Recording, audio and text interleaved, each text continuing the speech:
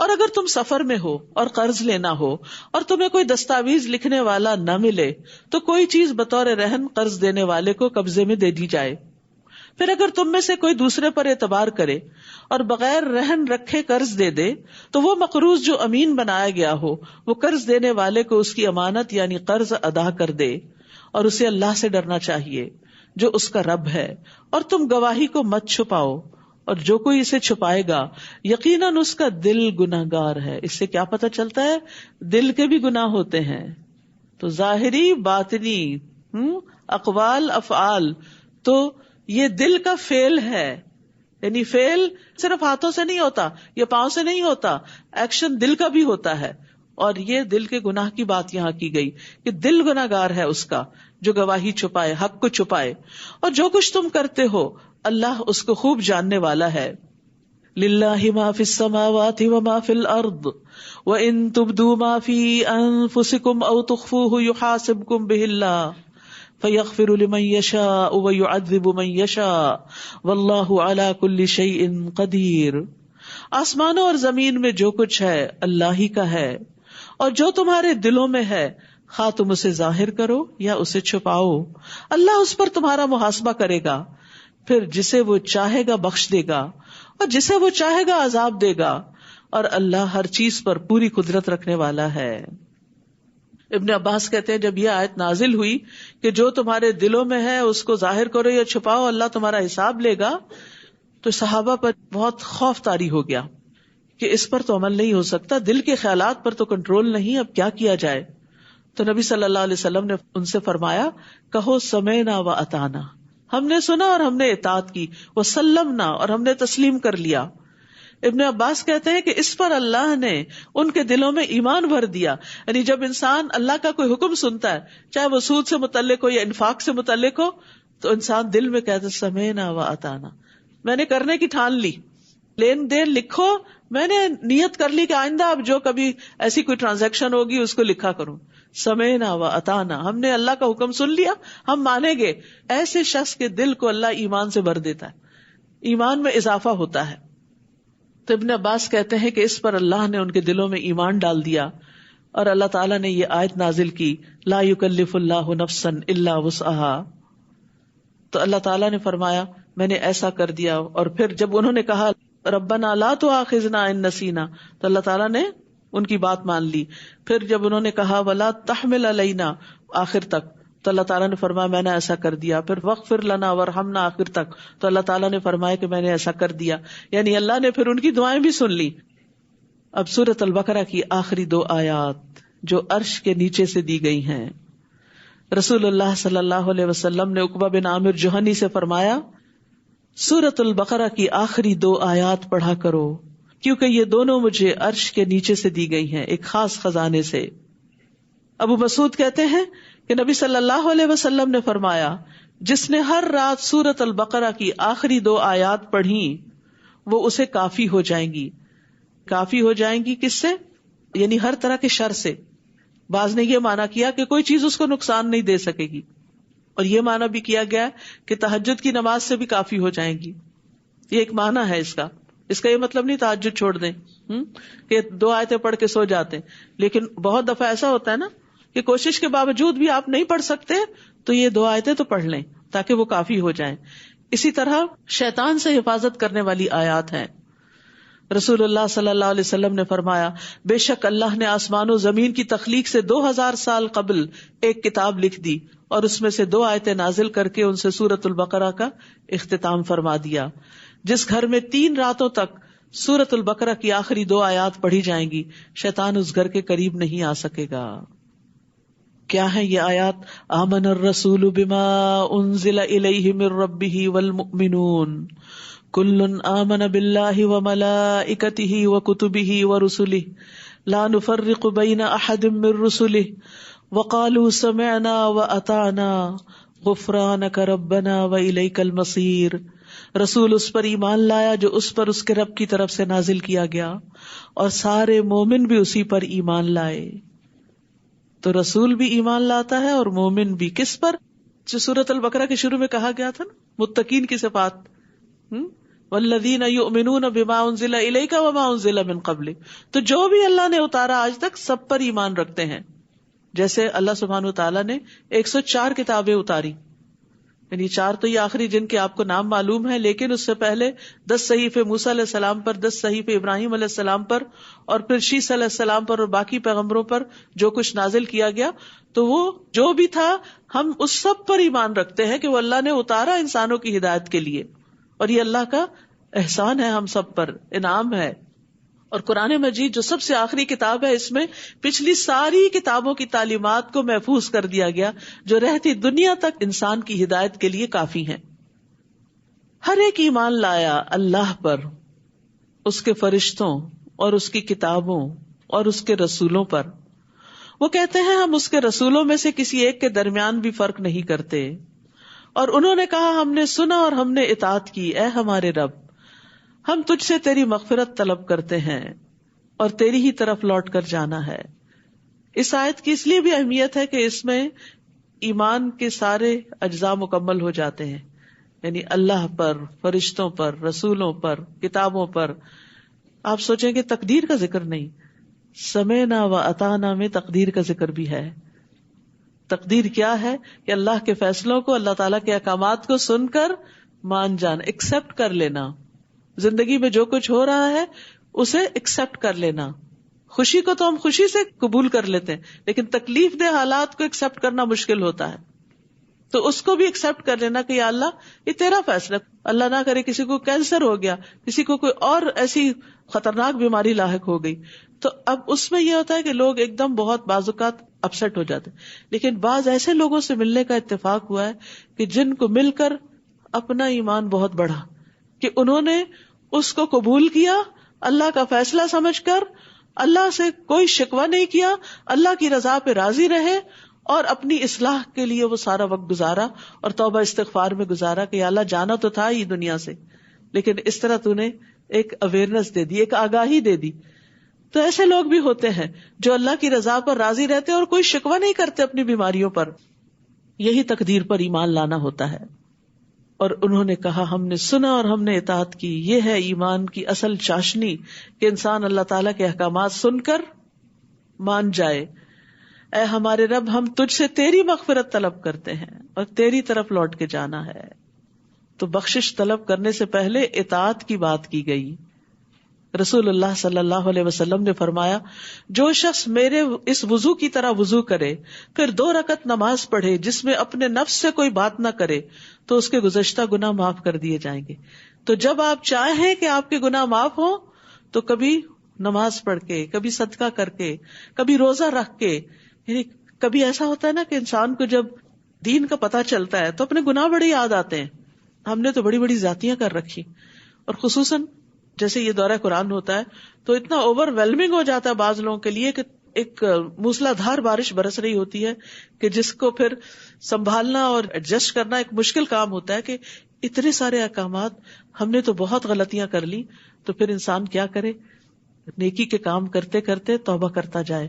بارش کس لیے آتی ہے؟ بارش دھونے کے لیے آتی ہے. بارش سے فضا صاف ہو جاتی ہے. تو احکامات کی بھی جب بارش ہوتی ہے کنفیوژنز بھی دور ہوتے ہیں اور احکامات کا پتہ چلتا ہے، عمل کرتے ہیں تو گناہ بھی دھلتے چلے جاتے ہیں. اور خود ایسی مجلسوں میں بیٹھنا جو ہے وہ گناہوں کی بخشش کا ذریعہ ہوتا ہے. لا یکلف اللہ نفسا الا وسعها، اللہ کسی شخص پر اس کی قدرت سے بڑھ کر ذمہ داری کا بوجھ نہیں ڈالتا. لہا ما کسبت وعلیہا ما اکتسبت، جو اس نے نیکی کمائی وہ اسی کے لیے ہے اور جو اس نے برائی کمائی وہ اسی کے ذمہ ہے. اے ہمارے رب اگر ہم بھول جائیں یا ہم خطا کریں تو ہمارا مواخذہ نہ کرنا. ہم تیری اطاعت کریں گے لیکن پھر ہم بھول بھی جائیں گے، ہم انسان ہیں، کمزور ہیں، تو ہمیں پکڑنا مت. اے ہمارے رب ہم پر ایسا بوجھ نہ ڈالنا، یعنی ایسا حکم نہ دینا جیسا تو نے ہم سے پہلے لوگوں پہ ڈالا تھا، یعنی ایسا بوجھ کہ جو ہم اٹھا نہ سکے. اور تو ہم سے وہ بوجھ نہ اٹھوا جسے اٹھانے کی ہم میں طاقت نہیں، اور ہم سے درگزر فرما اور ہمیں بخش دے اور ہم پر رحم فرما. تو ہی ہمارا مولا ہے، بس کافر قوم کے مقابلے میں ہماری مدد فرما. ان آیات سے پتہ چلتا ہے کہ انسان کی طاقت اور وسعت محدود ہے. تو بندہ کمزور ہے، وہ اللہ سے دعا کرتا ہے کہ ہماری طاقت سے بڑھ کے ہم پر بوجھ نہ ڈالنا، اور جو بھول چوک ہو اس کو معاف کر دینا اور اس پر ہمیں سزا نہ دینا. ان آیتوں کو پڑھ کے جب انسان دعا کرتا ہے تو وہ دعا بھی قبول ہوتی ہے. اس لیے بہتر یہ ہے کہ آخری آیت کی تلاوت کر لی جائے، اور جہاں جہاں یہ دعا کی بات آئے گی وہاں آمین کہیں. ٹھیک ہے. اعوذ باللہ من الشیطان الرجیم لا يكلف الله نفسا الا وسعها لها ما كسبت وعليها ما اكتسبت ربنا لا تؤاخذنا إن نسينا أو أخطأنا ربنا ولا تحمل علينا إصرا كما حملته على الذين من قبلنا ربنا ولا تحملنا ما لا طاقة لنا به واعف عنا واغفر لنا وارحمنا أنت مولانا فانصرنا على القوم الكافرين. سورت آل عمران. ابو امامہ رضی اللہ عنہ سے روایت ہے، وہ کہتے ہیں کہ رسول اللہ صلی اللہ علیہ وسلم نے فرمایا، قرآن کو سیکھو کیونکہ یہ قیامت کے دن اپنے پڑھنے والوں کی سفارش کرے گا. دو روشن صورتیں یعنی سورت البقرہ اور سورت آل عمران کو سیکھو کیونکہ یہ دونوں صورتیں قیامت کے دن سائبانوں کی شکل یا پرندوں کی دو صف بستہ ٹولیوں کی شکل میں آئیں گی اور اپنے پڑھنے والوں کا دفاع کریں گی، ان کو پروٹیکٹ کریں گی. الف لام میم اللہ لا الہ الا هو الحی القیوم. اللہ کے سوا کوئی الہ برحق نہیں، وہ زندہ ہے، ہر چیز کو قائم رکھنے والا ہے. اس نے آپ پر حق کے ساتھ کتاب نازل کی ہے جو ان کتابوں کی تصدیق کرنے والی ہے جو اس سے پہلے تھی، اور اسی نے تورات اور انجیل نازل کی اس سے پہلے لوگوں کی ہدایت کے لیے. اللہ کی کتاب ہدایت کے لیے آتی ہے، اور اسی نے فرقان نازل کیا. یقیناً وہ لوگ جنہوں نے اللہ کی آیات کا انکار کیا ان کے لیے سخت عذاب ہے، اور اللہ بہت زبردست ہے، انتقام لینے والا ہے. یعنی اگر نہیں مانے تو پکڑ بھی ہوگی. ان اللہ لا یخفی علیہ شیء فی الارض ولا فی السماء. بے شک اللہ وہ ذات ہے کہ زمین اور آسمان کی کوئی چیز اس سے نہیں چھپ سکتی. وہی تو ہے جو رحموں میں تمہاری صورت بناتا ہے جس طرح وہ چاہتا ہے. یہ شکلیں اللہ نے بنائی جیسے چاہی بنائی، اس لیے کسی کی شکل پر اعتراض نہیں کرنا چاہیے، نہ کسی کے رنگ پر نہ کسی کے حلیے پر. اس کے سوا کوئی الہ برحق نہیں، بہت زبردست ہے، خوب حکمت والا ہے. وہی ہے جس نے آپ پر کتاب نازل کی جس میں محکم واضح آیات ہیں جو اصل کتاب ہیں، اور کچھ دوسری متشابہ یعنی غیر واضح آیات ہیں. غیر واضح آیات میں جیسے ابھی آپ نے الف لام میم پڑھا یعنی حروف مقطعات ہیں، یا پھر ملائکہ کے بارے میں یا عرش کے بارے میں یا کرسی کے بارے میں یا استواء علی العرش کے بارے میں جب چیزیں آپ پڑھتے ہیں تو آپ ان کی کیفیت کو پراپرلی ڈیفائن نہیں کر سکتے کیونکہ ان کا تعلق غیب سے ہے، ہمیں اس کو بتایا نہیں گیا. تو یہ پھر متشابہات میں سے چیزیں ہیں جن کے بارے میں بہت زیادہ بحث مباحثہ نہیں کرنا چاہیے. وہ لوگ جن کے دلوں میں ٹیڑھ ہے وہ اس میں سے فتنے اور تعویل کی تلاش میں متشابہ آیات کے پیچھے لگ جاتے ہیں، یعنی قرآن میں سے وہ صرف ایسی چیزیں چن کر ان پہ بحث مباحثہ کرتے ہیں، حالانکہ ان کا حقیقی مطلب اللہ کے سوا کوئی نہیں جانتا. اور جو علم میں پختہ کار ہیں وہ کہتے ہیں ہم اس پر ایمان لائے، سب کچھ ہمارے رب کی طرف سے ہے، اور نصیحت تو صرف عقل والے ہی حاصل کرتے ہیں. ربنا لا تزغ قلوبنا بعد اذ هديتنا وهب لنا من لدنك رحمة انك انت الوهاب. آمین. اے ہمارے رب، ہمارے دلوں کو ہدایت دینے کے بعد ٹیڑھا نہ کرنا، اور ہمیں اپنے پاس سے رحمت عطا فرما، بے شک تو بہت عطا کرنے والا ہے، تو دینے ہی والا ہے. عطا ہی عطا ہے، لہذا ہمیں ہدایت عطا کر اور ہمیں ہدایت پر استقامت عطا کر، اور اس راستے کو نہ ہم چھوڑیں نہ اس کو بھولیں. تو یہاں پر دلوں کی حفاظت کی بات کی گئی، کیونکہ دل جسم کا اہم ترین حصہ ہے. ایمان کی درستگی دل کی درستگی پر منحصر ہے. تقویٰ کا مقام بھی دل ہے، سوچنے سمجھنے کا اعلیٰ بھی ہے. اس لیے دل کی ہدایت کی دعا کرنی چاہیے. اللہم اہد قلبی وسدد لسانی واسلل سخیمۃ قلبی. اے اللہ تو میرے دل کو رہنمائی عطا کر، ساری کنفیوژن دور کر دے. میری زبان کو درستگی عطا کر، میرے دل کے کینے کو دور کر دے. اللہم اجعل فی قلبی نورا. اے اللہ میرے دل میں نور پیدا کر دے. اللہم اغسل قلبی بماء الثلج والبرد ونقی قلبی من الخطایا کما نقیت الثوب الابید من الدنس. اے اللہ میرے دل کو برف اور اولے کے پانی سے دھو دے اور میرے دل کو خطاؤں سے صاف کر دے، جیسا کہ تو سفید کپڑے سے میل کو صاف کر دیتا ہے. تو دل کی صفائی کے لیے یہ دعائیں بھی پڑھنی چاہیے، کثرت سے استغفار کرنا چاہیے. رسول اللہ صلی اللہ علیہ وسلم نے فرمایا میرے دل پہ پردہ سا آ جاتا ہے، اور اسی وجہ سے میں ایک دن میں 100 مرتبہ اللہ سے استغفار کرتا ہوں.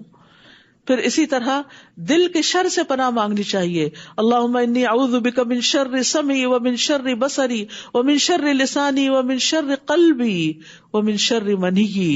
اور پھر دلوں کی ثابت قدمی کی دعا کرنی چاہیے، اور دل کے اندر ایمان کے مزین ہونے کی دعا کرنی چاہیے. اللہ ہمارے دلوں میں ایمان کو زینت عطا کر. اللہم حبب الینا الایمان وزینہ فی قلوبنا. اللہ ایمان کو ہمارے لیے محبوب کر دے اور اسے ہمارے دلوں میں سجا دے، اور اسے کفر، نافرمانی اور گناہوں کے لیے ناپسندیدہ بنا دے، یعنی اس کو قبول نہ کرے، حق اور ہدایت کو ہی قبول کرتے جائیں. تو کتنی زبردست بات ہے یہ. اور یہ ساری دعائیں سبھی کو ضرورت ہے، لیکن خصوصاً جو لوگ دل کی گھٹن، دل کی تنگی کا شکار ہیں، یا کسی بھی طرح دل کے کسی مسئلے کا شکار ہیں، کیونکہ ریویلیشن سے یہ دعائیں وحی کے ذریعے، نبی صلی اللہ علیہ وسلم کے ذریعے ہم تک پہنچی، لہٰذا اس کا اہتمام کرنا چاہیے. ربنا انک جامع الناس لیوم لا ریب فیہ ان اللہ لا یخلف المیعاد. اے ہمارے رب، یقیناً تو لوگوں کو ایسے دن میں جمع کرنے والا ہے جس کے آنے میں کوئی شک نہیں. آخرت تو آنی ہی ہے. بے شک اللہ وعدے کی خلاف ورزی نہیں کرتا. بے شک جن لوگوں نے کفر کیا، ان کے مال اور ان کی اولاد انہیں اللہ کے عذاب سے بچانے میں ہرگز کام نہ آئیں گے، اور یہی وہ لوگ ہیں جو آگ کا ایندھن ہے. ان کا حال بھی آل فرعون اور ان لوگوں کے حال کی طرح ہے جو ان سے پہلے تھے. ان سب نے ہماری آیات کو جھٹلایا تو اللہ نے انہیں ان کے گناہوں کی وجہ سے پکڑ لیا، اور اللہ سخت سزا دینے والا ہے. یعنی اللہ سے ڈرنا بھی چاہیے کہ کہیں گناہوں کی وجہ سے کوئی پکڑ نہ ہو جائے. آپ ان لوگوں سے کہہ دیجئے جنہوں نے کفر کیا کہ ان قریب تم مغلوب کیے جاؤ گے اور جہنم کی طرف اکٹھے کیے جاؤ گے، اور وہ بہت برا ٹھکانہ ہے. یقیناً تمہارے لیے ان 2 گروہوں میں جو آمنے سامنے ہوئی عبرت کی ایک نشانی ہے. اشارہ ہے جنگ بدر کی طرف. ایک گروہ اللہ کے راستے میں لڑ رہا تھا جبکہ دوسرا گروہ کافر تھا. وہ انہیں اپنی آنکھوں سے اپنے سے دگنا دیکھ رہے تھے، یعنی دونوں فریق اپنے مخالف کو اپنے سے ڈبل دیکھ رہے تھے. اپنے سے دگنا دیکھ رہے تھے یعنی مسلمان کفار کو صرف 600-700 کے قریب دیکھ رہے تھے، جبکہ کفار مسلمانوں کو اپنے سے دگنا 2000 کے قریب دیکھ رہے تھے. اور اللہ جس کی چاہتا ہے اپنی مدد سے تائید کرتا ہے. بے شک اس میں اہل بصیرت کے لیے بھرپور عبرت ہے. زین للناس حب الشہوات من النساء والبنین والقناطیر المقنطرۃ من الذهب والفضہ. لوگوں کے لیے خواہشات کی محبت مزین کر دی گئی، جیسے عورتیں اور بیٹے اور اکٹھے کیے گئے خزانے اور سونا اور چاندی اور نشان زدہ گھوڑے، اسپیشل نمبرز کی گاڑیاں اور مویشی جانور اور کھیتی. یہ دنیا کی زندگی کا سامان ہے. یہ سب کچھ کیا ہے؟ بس اس زمین پہ کام آنے والا ہے، آگے نہیں. اور اللہ ہی ہے جس کے پاس اچھا ٹھکانہ ہے. تو بات یہ ہے کہ اللہ سبحانہ تعالیٰ نے ان چیزوں کی محبت بندوں کے دلوں میں رکھ دی ہے، اور وہ ایک امتحان بھی ہے کہ اس محبت کے ساتھ کیا ہم اللہ کی اطاعت کرتے ہیں یا نہیں، اور ان چیزوں کو اللہ کی اطاعت میں لگاتے ہیں یا نہیں. کہیں ایسا تو نہیں کہ اللہ سے زیادہ ان چیزوں سے محبت کرنے لگے، پھر وہ فتنہ ہے. قل انبئکم بخیر من ذالکم، کہہ دیجئے کیا میں تمہیں اس سے بہتر کی خبر دوں، اس سے زیادہ اچھا بتاؤں تمہیں، اور کیا ہو سکتا ہے. یہ ساری چیزیں ایسی ہیں جو ہر ایک کی خواہش ہوتی، اور کوئی بری بات نہیں ہے، انسان کی ضرورت ہے. اور اچھا لگنا کسی چیز کا یہ بھی کوئی برا نہیں، یعنی یہ چیزیں اگر ہمیں اچھی لگتی ہیں تو اس میں کوئی برائی نہیں. ہاں، خرابی اس وقت ہوتی ہے جب ہم ان چیزوں میں گم ہو کر اللہ کو بھول جاتے ہیں، اللہ کی اطاعت کو بھول جاتے ہیں. کہہ دیجئے کیا میں تمہیں اس سے بہتر کی خبر دوں؟ جن لوگوں نے تقوی اختیار کیا ان کے لیے ان کے رب کے پاس باغات ہیں جن کے نیچے نہریں بہ رہی ہیں. وہ جنتیں، وہ باغ، وہ ہمیشہ کے گھر، وہ اس دنیا کے مال و متاع سے کہیں زیادہ اچھا ہے. اس میں کھو کے اس کو نہیں بھول جانا جن میں وہ ہمیشہ رہنے والے ہیں، اور پاکیزہ بیویاں، اور اللہ کی طرف سے رضامندی کا پیغام، اور اللہ بندوں کو خوب دیکھنے والا ہے. وہ لوگ جو کہتے ہیں اے ہمارے رب، بے شک ہم ایمان لے آئے تو ہمارے لیے ہمارے گناہوں کو بخش دے اور ہمیں آگ کے عذاب سے بچا لے. ربنا اننا آمنا فاغفر لنا ذنوبنا وقنا عذاب النار. کون ہے یہ خوش قسمت؟ الصابرین والصادقین والقانتین والمنفقین والمستغفرین بالاسحار. جو صبر کرنے والے ہیں، سچے ہیں، اطاعت گزار ہیں، خرچ کرنے والے ہیں، سحری کے وقت استغفار کرنے والے ہیں، فجر سے پہلے اٹھ کر معافیاں مانگتے ہیں، اپنے گناہوں کا احساس کرتے ہیں. ان صفات کو دیکھ کر پڑھ کر اپنا کمپیریزن کرنا چاہیے کہ کیا ہمارے اندر یہ سب ہے. تو سچے وہ ہوتے ہیں جن کی نیتیں بھی سچی ہوتی ہیں، ارادے بھی سچے ہوتے ہیں، دل بھی سچے ہوتے ہیں، زبانیں بھی سچی ہوتی ہیں، اعمال بھی سچے ہوتے ہیں. اور قانتین جو اللہ کا حکم ملے وہ کر ڈالتے ہیں اور مستقل مزاجی کے ساتھ کرتے ہیں، قنوت یعنی اطاعت پر پابندی. منفقین خرچ کرتے ہیں جہاں جہاں اللہ کا حکم ہے، رشتہ داروں پر، غریبوں پر، مسکینوں پر، فی سبیل اللہ. اور پھر صبح نماز پڑھنے کے علاوہ استغفار کرتے ہیں. اور یہاں سحری کے وقت کی فضیلت بھی پتہ چل رہی ہے. اللہ نے گواہی دی کہ اللہ کے سوا کوئی الہ برحق نہیں، اس حال میں کہ وہ انصاف پر قائم ہے. اور فرشتوں اور اہل علم نے بھی گواہی دی کہ اللہ کے سوا کوئی الہ برحق نہیں، بہت زبردست ہے، خوب حکمت والا ہے. بے شک دین اللہ کے نزدیک اسلام ہی ہے. اور اہل کتاب نے علم آ جانے کے بعد باہمی ضد کی بنا پر ہی اختلاف کیا. اور جو اللہ کی آیات کے ساتھ کفر کرتا ہے تو وہ یاد رکھے کہ یقیناً اللہ جلد حساب لینے والا ہے. پھر اگر وہ آپ سے جھگڑا کریں تو آپ کہہ دیجئے کہ میں نے اور جس نے میری پیروی کی اپنا چہرہ اللہ کے سپرد کر دیا. اور اہل کتاب اور امی ان پڑھ لوگوں سے پوچھئے کیا تم اسلام لاتے ہو؟ پھر اگر وہ اسلام لے آئیں تو یقیناً وہ ہدایت پا گئے، اور اگر وہ منہ موڑ جائیں تو بے شک آپ کے ذمہ صرف پہنچا دینا ہے، اور اللہ اپنے بندوں کو خوب دیکھنے والا ہے. بے شک وہ لوگ جو اللہ کی آیات کا انکار کرتے ہیں اور انبیاء کو ناحق قتل کرتے ہیں اور ان کو بھی قتل کر دیتے ہیں جو لوگوں میں سے انصاف کا حکم دیتے ہیں، تو انہیں دردناک عذاب کی خوشخبری دے دیجئے. یہی وہ لوگ ہیں جن کے اعمال دنیا اور آخرت میں برباد ہو گئے اور ان کے لیے مددگاروں میں سے کوئی بھی نہیں. کیا آپ نے ان لوگوں کی طرف نہیں دیکھا جو کتاب میں سے کچھ حصہ دیے گئے، وہ باہمی جھگڑوں میں فیصلے کے لیے کتاب اللہ کی طرف بلائے جاتے ہیں تاکہ وہ ان کے درمیان فیصلہ کرے. پھر ان میں سے ایک گروہ منہ پھیر لیتا ہے اور وہ اعراض کرنے والے ہیں. یہ اس وجہ سے ہے کہ وہ کہتے ہیں کہ ہمیں چند گنے چنے دنوں کے سوا آگ ہرگز نہ چھوئے گی، اور انہیں ان کے دین کے بارے میں ان باتوں نے دھوکے میں مبتلا کر رکھا ہے جو وہ خود گھڑتے تھے.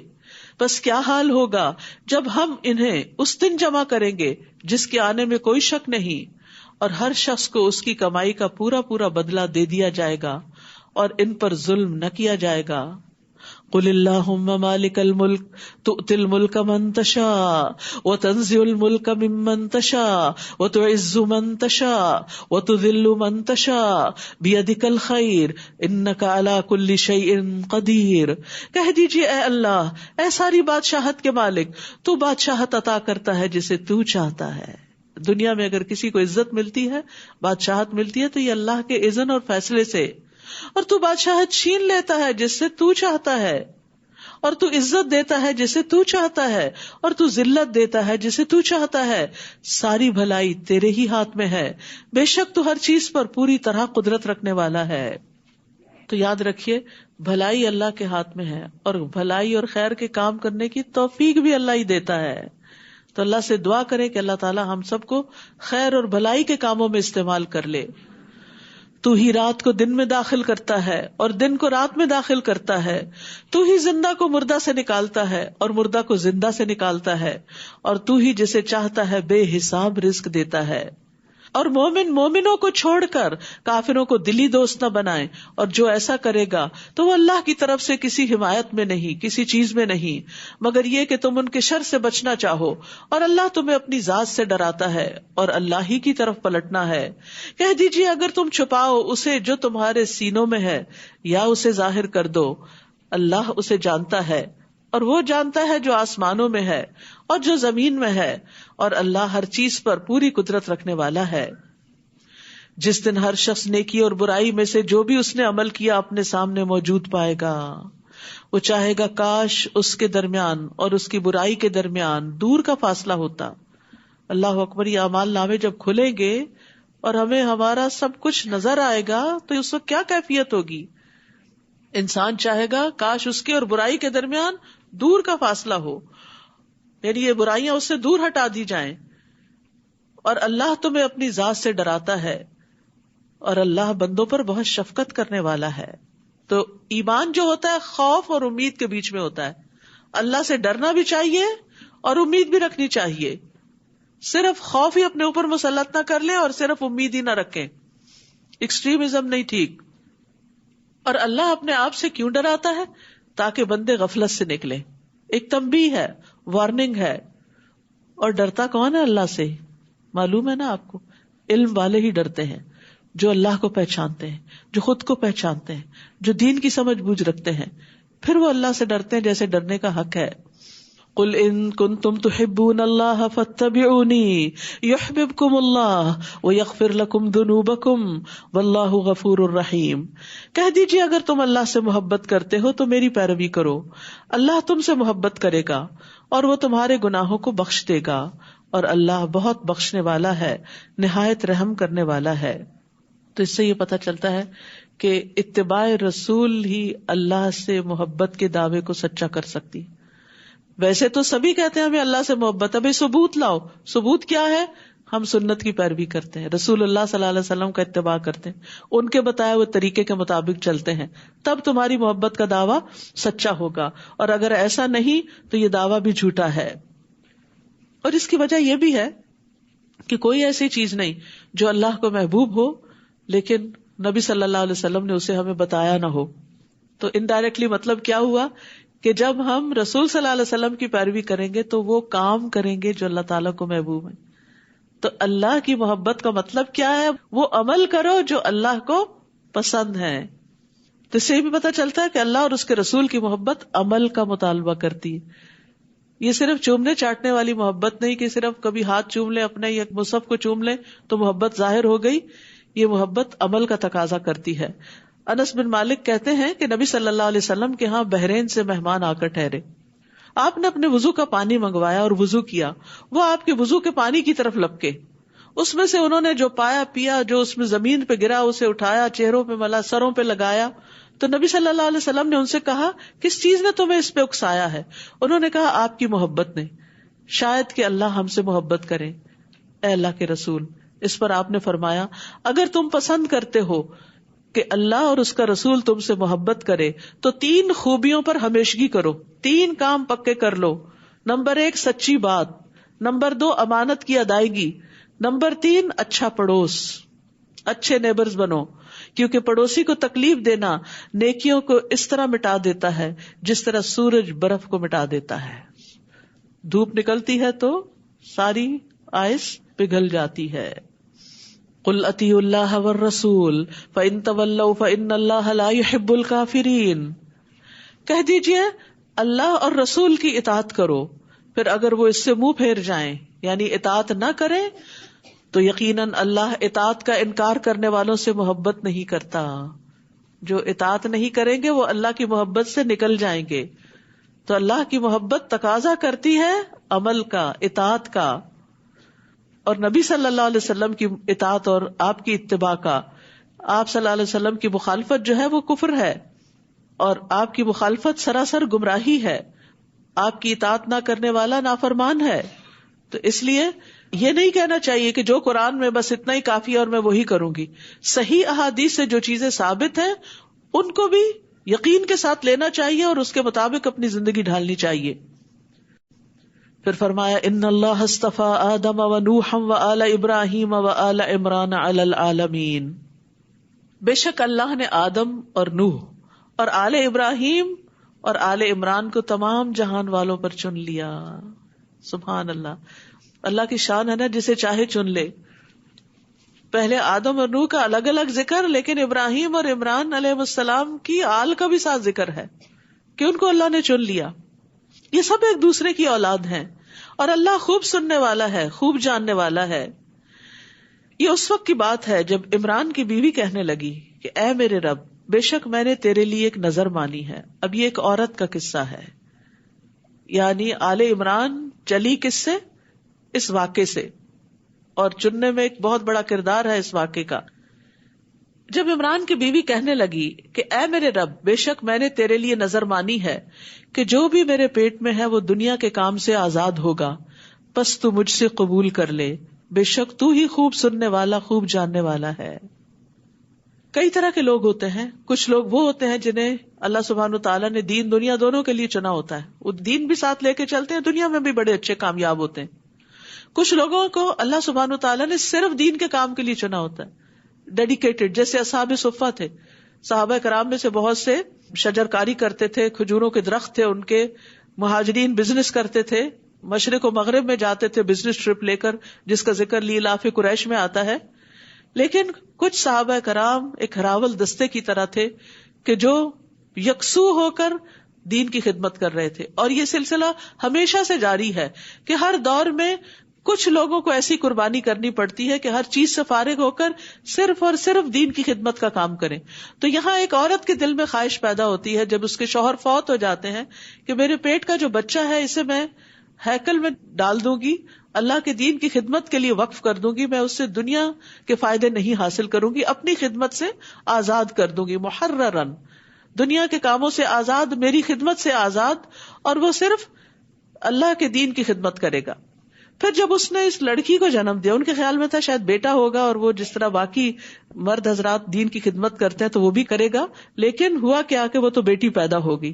تو کہنے لگی، رب سے باتیں کر رہی. یاد رکھیے کسی بھی مسئلے کا بہترین حل یہ ہے کہ انسان رب سے باتیں کرے. نیکی کا کام کرنا ہے، اپنے رب سے باتیں کرے. کوئی صدقہ خیرات کرنا ہے، اللہ تو اسے قبول کر لے. کچھ ملا ہے آپ کو، اس پر اللہ سے باتیں کر کے شکر ادا کریں. کچھ دینا ہے آپ نے، اللہ سے صلاح مشورہ کریں. کوئی فیصلہ کرنا ہے زندگی میں، اللہ سے دوستی کر لیں. اب دیکھیں زندگی بڑی خوبصورت ہو جائے گی. کسی انسان سے بات کرنی ہو تو انتظار کرنا پڑتا ہے، وہ تو سو رہا ہے. لا تأخذہ سنۃ ولا نوم، اللہ کو تو نہ نیند آتی ہے نہ اونگ آتی ہے. آپ میسج چھوڑتے ہیں 2 دن تک بلو ٹک ہی نہیں آتا، دوسرے نے چیک ہی نہیں کیا آپ کا سوال. تو آپ دیکھیے اللہ سبحانہ وتعالیٰ سے بات کرنے میں تو کوئی مشکل ہی نہیں، نہ دن نہ رات، کوئی فرق نہیں پڑتا. جب جی چاہے کھڑے بیٹھے لیٹے جاگے چلتے پھرتے کھاتے پکاتے، جب دل چاہے دل ہی دل میں اپنا کنیکشن بحال کر لیں، اور جو کہنا چاہتے ہیں کہہ ڈالیں، دل میں نہ رکھیں، کہہ دیں اللہ سبحانہ وتعالیٰ سے، اور مدد بھی ساتھ ساتھ مانگتے جائیں. تو اب جب بیٹی پیدا ہوئی تو انہوں نے وہ حال دعائی نہیں مچا دی جیسے ہمارے یہاں ہوتا ہے، اور لوگوں سے نہیں کہا یہ کیا ہو گیا، میں نے یہ سوچا تھا، میرا یہ پلان تھا، اب یہ تو کچھ اور ہی ہو گیا، اب میں کیا کروں. نہیں، اللہ ہی سے بات کرنے لگی. اے میرے رب، میں نے تو ایک لڑکی کو جنم دیا ہے. حالانکہ جو اس نے جنا تھا اللہ کو خوب پتا تھا. کیونکہ ہم کیوں نہیں باتیں کرتے، ہم کہتے اللہ کو تو پہلے ہی پتا ہے. بھائی پتا ہے، لیکن پتا ہونے کے باوجود بھی ایک اپنائیت کا احساس ہوتا ہے جب ہم بولتے ہیں، جب ہم وسپر کرتے ہیں اللہ تعالیٰ کے ساتھ. اور لڑکا لڑکی کی طرح نہیں ہوتا، یعنی جو کام اللہ نے اس لڑکی سے لینا وہ لڑکا یہاں نہیں کر سکتا. ہر ایک کی اپنی اسپیشلٹی ہے. اس لیے عورتوں کو کبھی بھی اپنا کانفیڈینس لوز نہیں کرنا چاہیے کہ ہم تو بیکار ہیں اور ہماری تو کوئی وقت نہیں، کوئی حیثیت نہیں، ہم تو کچھ کر نہیں سکتے. نہیں، آپ لڑکی ہوتے ہوئے بہت کچھ کر سکتے ہیں. آپ کو مرد بننے کی ضرورت نہیں ہے کچھ کرنے کے لیے. اور میں اسے اور اس کی اولاد کو شیطان مردود سے تیری پناہ میں دیتی ہوں. کرنے کا کام تھا، اس پہ فوکس کیا کہ اب ہو گئی لڑکی، اب واٹ نیکسٹ، اگلا کام کیا کرنا ہے. کیونکہ ہم تو اسی میں ہی اٹکے رہتے ہیں, وہیں پھنسے رہتے ہیں, وہ اس مصیبت سے ہی نہیں نکلتے کہ پھر فیوچر کی کوئی پلاننگ کریں کہ اب کرنا کیا ہے. وہ جو وعدے جو کیے تھے اللہ سے کہ تیری خدمت میں وقف کریں گے, ان کا کیا ہوا؟ اس کے مطابق اب کوئی ایکشن لینے کی ضرورت ہے. فَتَقَبَّلَهَا رَبُّهَا بِقَبُولٍ حَسَنٍ, تو اس کے رب نے اسے اچھی طرح قبول کر لیا اور اس کی بہت اچھی پرورش کی. تربیت تو رب ہی کرتا ہے, ماں باپ تو صرف کوشش کرتے ہیں. تو اس لیے بچوں کو اللہ کے حوالے کیا کریں. یا رب, جو میری ہمت طاقت میں تھا وہ میں نے کر لیا, اس سے آگے میرا کوئی زور نہیں, ہدایت تو نے دینی, یہ سب تیرے سپرد ہے. اور اس طرح دعائیں مانگا کرے, یا اللہ جس طرح مصر میں یوسف علیہ السلام کی حفاظت کی تھی, جس طرح مدین میں موسیٰ علیہ السلام کی حفاظت کی تھی اور کیئر کی تھی, میرے بچوں کی بھی تو اسی طرح حفاظت فرما. میں وہاں تک نہیں پہنچ سکتا جہاں تک تیری طاقت ہے, تیری قدرت ہے, سب کچھ تو ہی کر سکتا ہے. ہر ماں باپ ماحول کے فتنے سے پریشان رہتے ہیں. صرف پریشان ہونے سے کوئی مسئلہ حل نہیں ہوتا. اس پریشانی کو دعاؤں میں ڈال لیجئے, کنورٹ کر لیجئے, اس انرجی کو کہیں اور لگائیے, اتنی ہی شدت سے دعائیں کیجئے اور اپنے معاملات کو اللہ کے سپرد کیجئے. تو اس کے رب نے اسے اچھی طرح قبول کر لیا. اس سے پتہ چلتا ہے کہ اخلاص کے ساتھ کیا ہوا کام رب قبول کرتا ہے. اور اس کی بہت اچھی پرورش کی. اور زکریا جو ان کے خالو تھے مریم علیہ السلام کے, کو ان کا کفیل بنا دیا. وہ وقت کے پیغمبر بھی تھے, تو ان سے بہتر گارڈین کون ہو سکتا تھا. جب کبھی زکریا اس کے پاس محراب میں داخل ہوتے, اب جو بچی پیدا ہوئی تو اس کو گھر سے ہیکل میں بھیج دیا گیا عبادت کے لیے, اللہ کے دین کی خدمت کے لیے. وہ وہیں رہتی تھی دن رات. زکریا علیہ السلام ان کی ضروریات کے خیال کے لیے وہاں جاتے تھے, باپ تو تھے نہیں. جب کبھی زکریا اس کے پاس محراب میں داخل ہوتے تو اس کے پاس رزق رکھا ہوا پاتے. کہتے, اے مریم یہ تیرے لیے کہاں سے آیا؟ بے موسم پھل, ایسی ایسی چیزیں جو کبھی دیکھی نہ گئی ہوں. وہ کہتی اللہ کے پاس سے. Simple answer. یاد رکھیے, جو اسمارٹ لوگ ہوتے ہیں نا, ذہین لوگ جو ہوتے ہیں, جن کے اندر حکمت ہوتی ہے, انہیں پتا ہوتا ہے کہ اس موقع کی مناسبت سے کیا جواب دینا.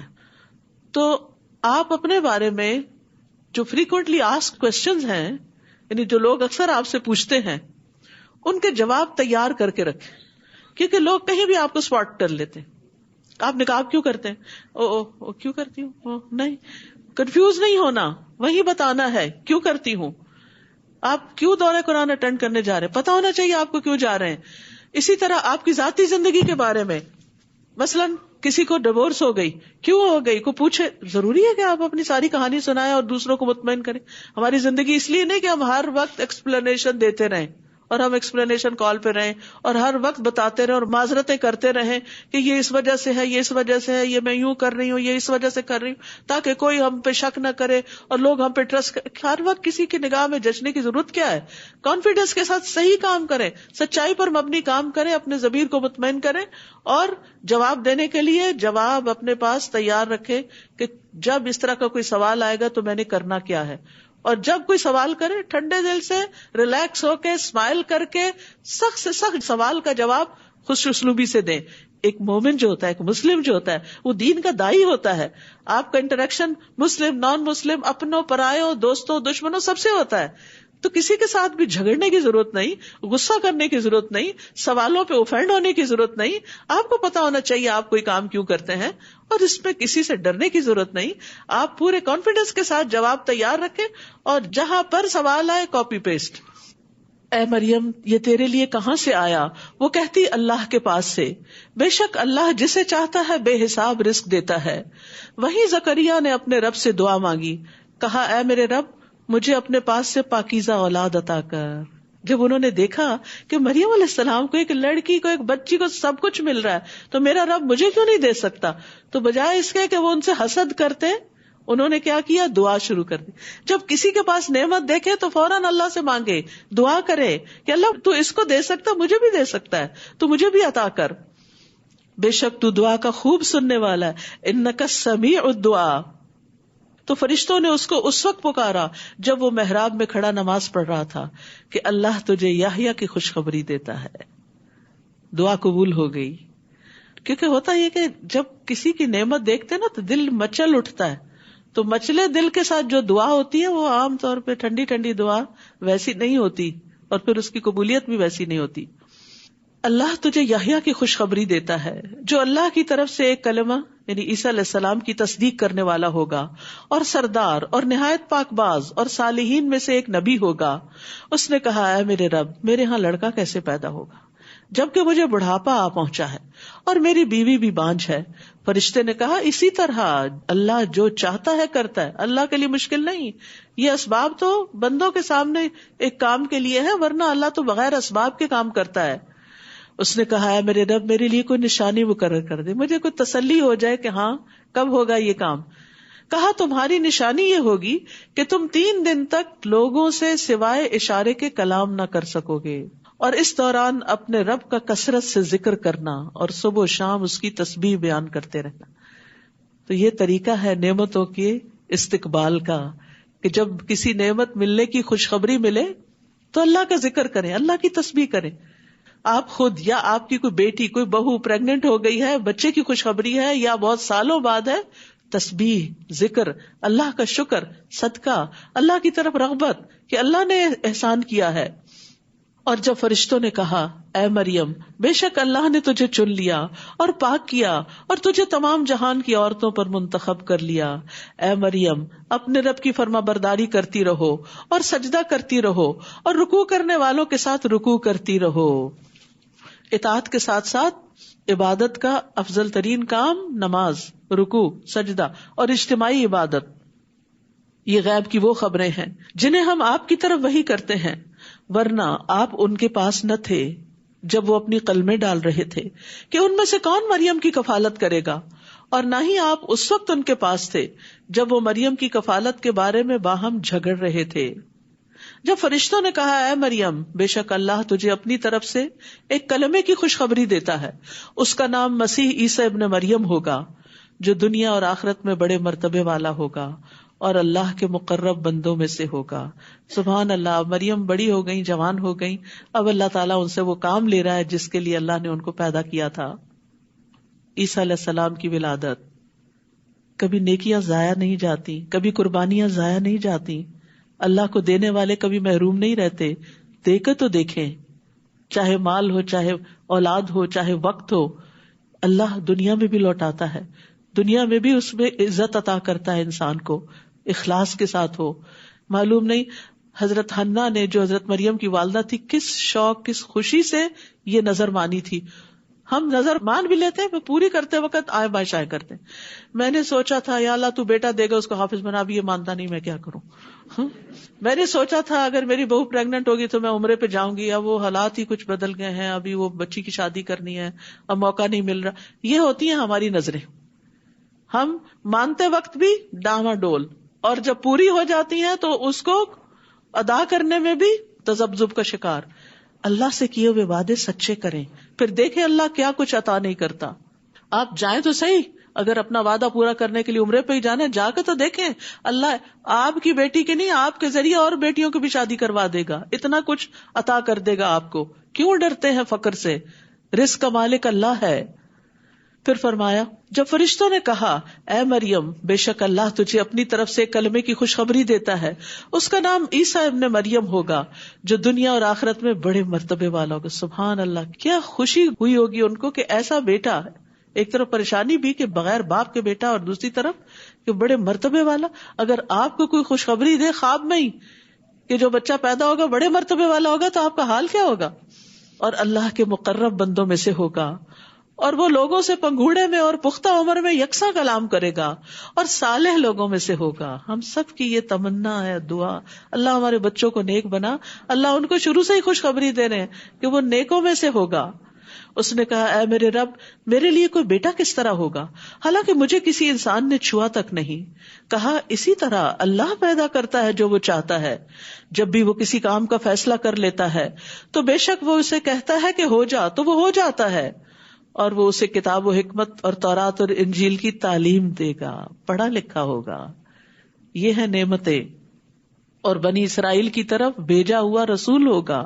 دلیل کے طور پر وہ کہے گا بے شک میں تمہارے رب کی طرف سے تمہارے پاس ایک نشانی لایا ہوں، بے شک میں تمہارے لیے مٹی سے پرندے کی شکل کی مانند ڈھانچہ بناتا ہوں، پھر میں اس میں پھونک مارتا ہوں تو وہ اللہ کے اذن سے ایک پرندہ ہو جاتا ہے، اور میں اللہ کے اذن سے پیدائشی اندھے اور برس والے کو تندرست کر دیتا ہوں، اور میں اللہ کے اذن سے مردوں کو زندہ کر دیتا ہوں، اور میں تمہیں اس کی خبر دیتا ہوں جو تم کھاتے ہو اور جو تم اپنے گھروں میں ذخیرہ کرتے ہو، بے شک اس میں تمہارے لیے ضرور ایک نشانی ہے اگر ہو تم ایمان لانے والے، اور تورات میں سے جو میرے سامنے ہے اس کی تصدیق کرنے والا ہوں، اور تاکہ میں تمہارے لیے بعض وہ چیزیں حلال کر دوں جو تم پر حرام کی گئی تھی، اور میں تمہارے پاس تمہارے رب کی طرف سے ایک نشانی لایا ہوں، بس اللہ سے ڈرو اور میری اطاعت کرو، میری عبادت نہیں، عبادت اللہ کی، میری صرف بات مان لو۔ ان اللہ ربی و ربکم، عیسیٰ علیہ السلام نے کیا کہا تھا؟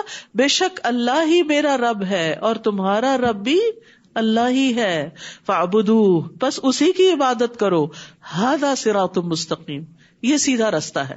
لہٰذا ہماری نماز، ہماری قربانی، ہمارا جینا مرنا، سارے نیکی کے کام صرف اور صرف اللہ کے لیے ہونے چاہیے۔ پھر جب عیسیٰ نے ان میں کفر محسوس کیا تو کہا کون ہے اللہ کی راہ میں میرے مددگار؟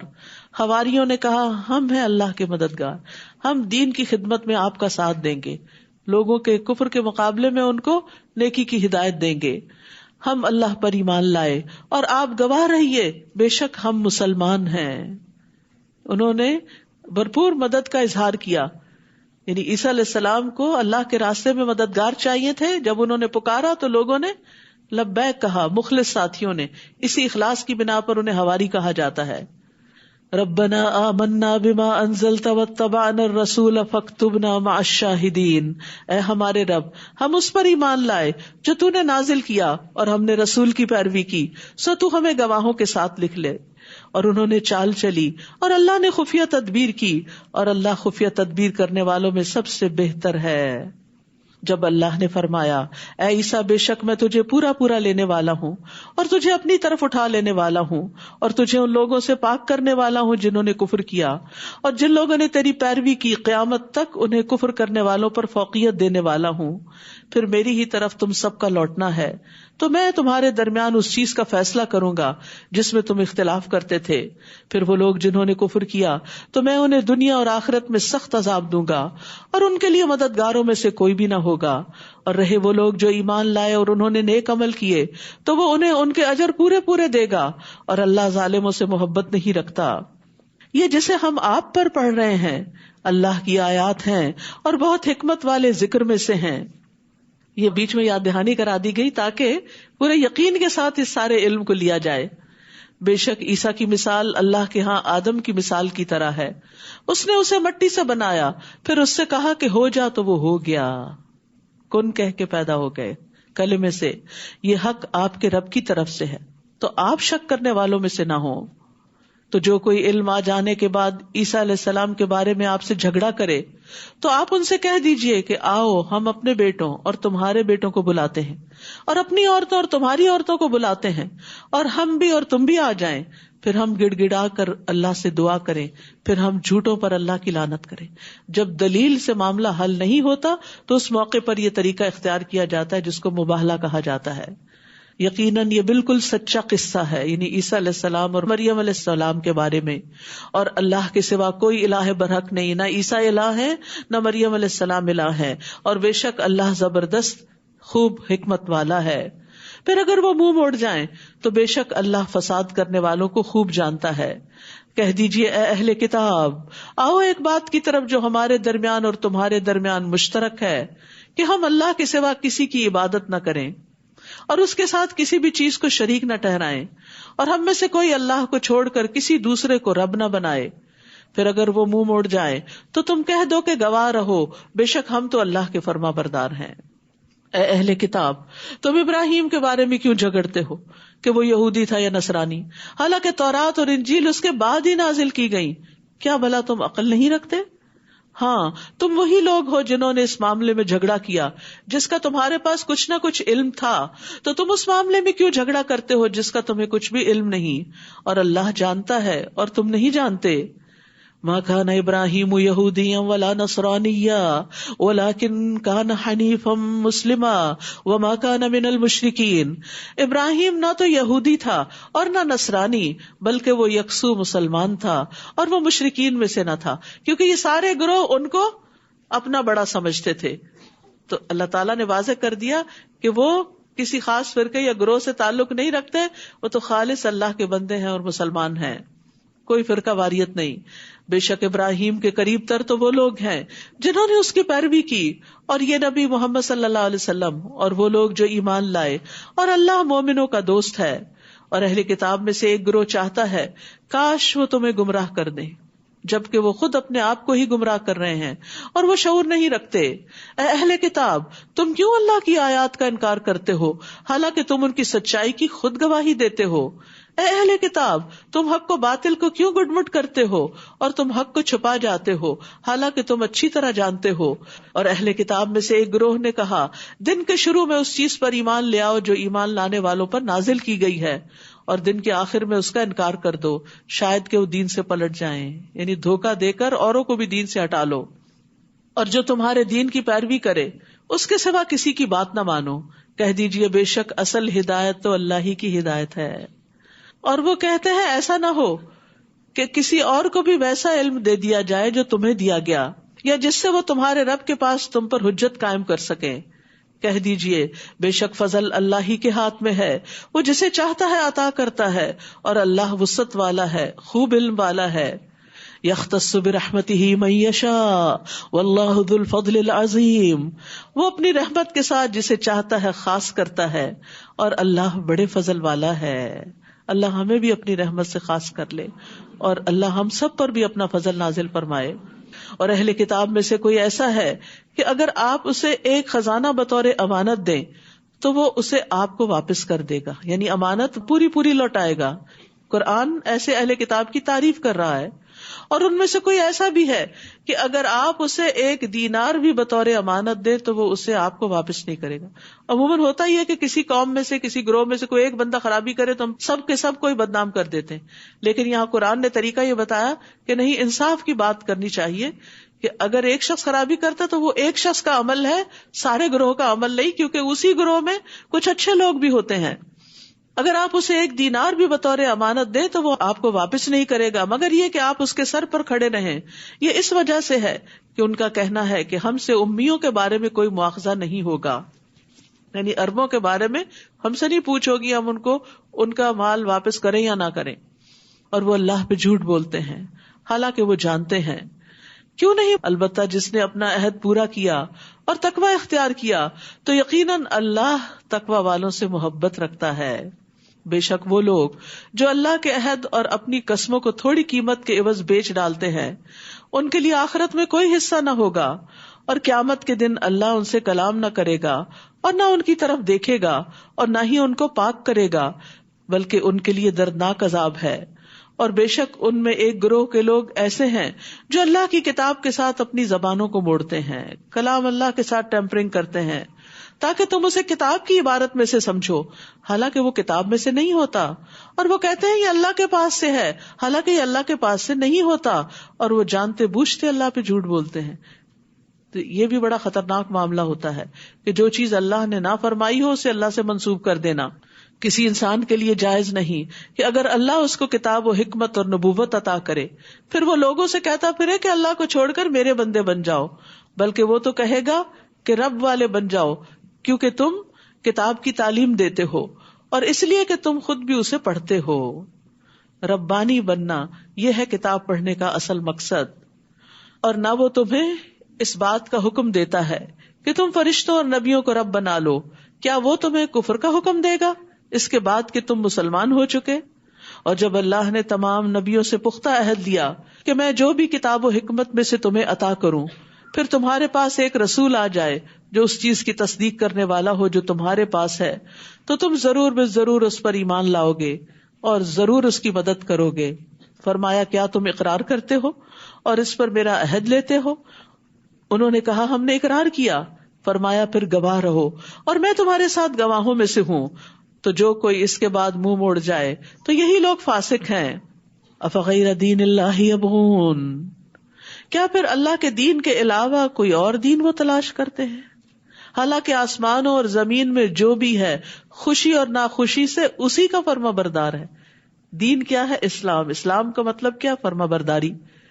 ساری کائنات کا دین اسلام ہے کیونکہ وہ سب اللہ کا حکم مان رہے ہیں اور اسی کی طرف وہ لوٹائے جائیں گے. آئے بھی وہیں سے، واپسی بھی وہیں، اطاعت بھی اسی کی.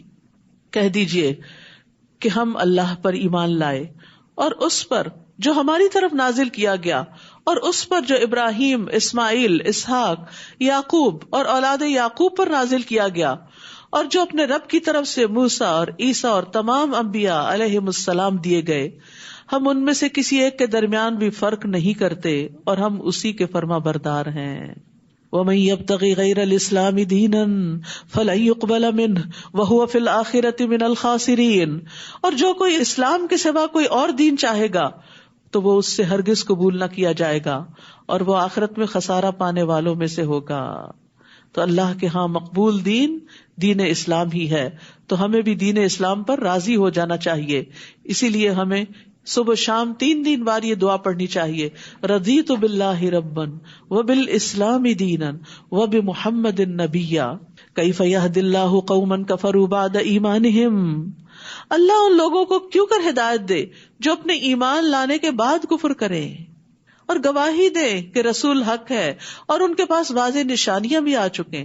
اور اللہ ظالم لوگوں کو ہدایت نہیں دیتا، یعنی جو حق جان لیں اور پھر نہ مانے وہ ظالم ہیں. ایسے لوگوں کا بدلہ یہ ہے کہ ان پر اللہ کی اور فرشتوں کی اور سب کے سب انسانوں کی لعنت ہے. وہ اس میں ہمیشہ رہنے والے ہیں، نہ تو ان سے عذاب ہلکا کیا جائے گا اور نہ ہی وہ مہلت دیے جائیں گے، سوائے ان لوگوں کے جنہوں نے اس کے بعد توبہ کر لی اور اپنی اصلاح کر لی. یعنی اگر بھٹک گئے، مرتد ہو گئے، پھر واپس آ گئے، اصلاح کر لی، تو بے شک اللہ بہت بخشنے والا ہے، نہایت رحم کرنے والا ہے. ان الذین کفروا بعد ایمانہم ثم ازدادوا کفرا لن تقبل توبتہم واولئک ھم الضالون. بے شک وہ لوگ جنہوں نے اپنے ایمان لانے کے بعد کفر کیا پھر وہ کفر میں بڑھتے چلے گئے تو ان کی توبہ ہرگز قبول نہ کی جائے گی. یعنی جو دین کو کھیل بنا لیں، کبھی کہیں میں مسلمان ہوں، کبھی کہیں نہیں پتا کیا ہوں، کبھی کہیں میں نے اسلام چھوڑ دیا ہے، تو یہ چیزیں، یہ جملے، یہ باتیں انتہائی خطرناک ہیں. ان کے بارے میں بہت کیئرفل ہونا چاہیے، کیونکہ دین کوئی کھیل تماشا نہیں ہے کہ جب چاہے کھیل لیں اور جب دل بھر جائے اٹھا پھینکیں. یہ تو ایک سنجیدہ معاملہ ہے اور اس میں اللہ سے ڈرتے رہنا چاہیے تاکہ اللہ تعالیٰ کی ناراضگی نہ ہو اور ایسا نہ ہو کہ ہدایت کی توفیق چھن جائے. ان الذین کفروا وماتوا وهم کفار فلن يقبل من احدهم ملء الارض ذهبا ولو افتدى به اولئک لهم عذاب الیم وما لهم من ناصرین. بے شک وہ لوگ جنہوں نے کفر کیا اور وہ مر گئے اس حال میں کہ وہ کافر تھے، کفر کی حالت میں ہی مرے، تو ان میں سے کسی ایک سے بھی زمین بھر سونا قبول نہ کیا جائے گا. یعنی وہاں صدقہ قبول نہیں کیا جائے گا، اگرچہ وہ اسے فدیے میں دینا چاہے کہ میری جان چھوڑ دی جائے، یہ سارا مال و دولت لے کے مجھے چھوڑ دیا جائے. یہی لوگ ہیں جن کے لیے دردناک عذاب ہے اور ان کے لیے کوئی بھی مددگار نہ ہوگا. آج دنیا میں اگر کوئی ذرے برابر بھی کوئی نیکی کرتا تو وہ قبول ہو جاتی ہے، لیکن کل ملء الارض ذہبا بھی قبول نہ کیا جائے گا. انس بن مالک رضی اللہ عنہ سے روایت ہے کہ نبی صلی اللہ علیہ وسلم نے فرمایا، اللہ تعالیٰ قیامت کے دن دوزخ کا سب سے ہلکا عذاب پانے والے سے پوچھے گا، اگر تجھے روئے زمین کی ساری چیزیں مل جائیں، دنیا میں جو کچھ ہے سب مل جائے، تو کیا تم وہ فدیے میں دو گے جان چھڑانے کے لیے؟ وہ کہے گا ہاں. اللہ تعالیٰ فرمائے گا، میں نے تجھ سے اس سے آسان چیز کا مطالبہ کیا تھا جبکہ تو آدم کی پیٹھ میں تھا کہ میرے ساتھ کسی کو شریک نہ کرنا، لیکن تو میرے ساتھ شرک پر ہی مصر رہا، تو اب توبہ نہیں قبول ہو سکتی، اب فدیہ قبول نہیں ہوگا. تو یاد رکھیے، دنیا میں اگر انسان کھجور کا آدھا ٹکڑا بھی صدقے میں کرتا ہے تو وہ بھی انسان کی بخشش کا ذریعہ بن سکتا ہے، لیکن مرنے کے بعد کچھ بھی فائدہ نہ دے گا. اگر کوئی کفر کی حالت میں فوت ہو جاتا ہے، شرک کی حالت میں فوت ہو جاتا ہے اور اس کی اولاد اس کے سارے مال کو بھی اس کے لیے صدقہ کر دیتی ہے تو اس کا بھی کوئی ثواب نہیں ملے گا. تو یہ ساری چیزیں جو ہیں یہ دراصل ایمان کے ساتھ ہیں، توحید کے ساتھ ہیں، اللہ کی اطاعت کے ساتھ ہیں. اللہ تعالی ہمیں اس کی توفیق عطا فرمائے. وآخر دعوانا ان الحمد للہ رب العالمین. سبحانک اللہم وبحمدک اشہد ان لا الہ الا انت استغفرک واتوب الیک. السلام علیکم ورحمۃ اللہ وبرکاتہ. السلام علیکم ورحمۃ اللہ وبرکاتہ. کیا حال ہے سب کا؟ کل کے پارے میں سے کوئی چیز آپ کو یاد رہی ہو؟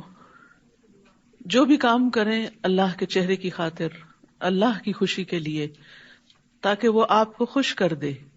جس مقصد کے لیے آپ کام کرتے ہیں وہی چیز پھر حاصل ہوتی ہے جس کی آپ تڑپ رکھتے ہیں. تو اگر آپ کی تڑپ یہ ہوگی کہ میرا رب مجھ سے راضی ہو جائے، وَلَسَوْفَ يَرْضَىٰ، تو ضرور راضی ہو جائے گا.